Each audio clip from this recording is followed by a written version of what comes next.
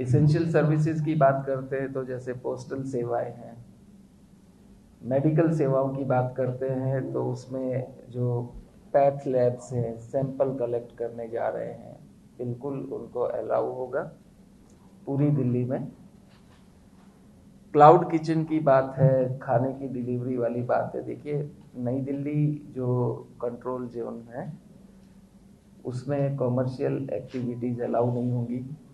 जैसे किसी ने पॉइंट उठाया कि अमेजोन की डिलीवरीज का क्या होगा, वो कॉमर्शियल एक्टिविटी है, वो अलाउ नहीं होगी।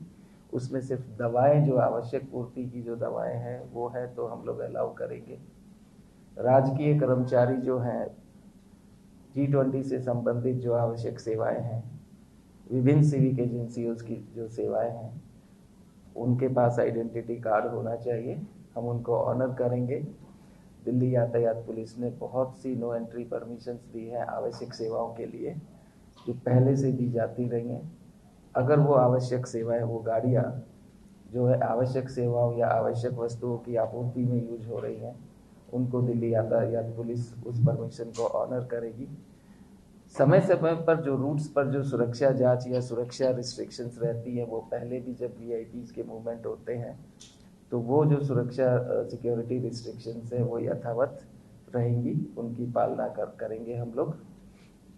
टैक्सीज के बारे में हमने TSR के बारे में ऑलरेडी इस बारे में क्लैरिफाई कर दिया था कि अगर वैलिड आइडेंटिटी या टिकट या बोर्डिंग पास के साथ किसी को लेकर आ रहे हैं तो हम उसको ऑनर करेंगे। मान लीजिए एयरपोर्ट को 9 तारीख को कोई लेकर आ रहा है या 10 तारीख को कोई लेकर आ रहा है एयरपोर्ट से या रेलवे स्टेशन से, और उसका गंतव्य स्थान नई दिल्ली है, तो और उसको उसकी होटल में बुकिंग है नई दिल्ली के किसी होटल में, या वो नई दिल्ली के वासी हैं, उनके पास आधार कार्ड है, उनके पास बोर्डिंग पास है, उसको हम लोग ऑनर करेंगे subject to the security restrictions at that point of time.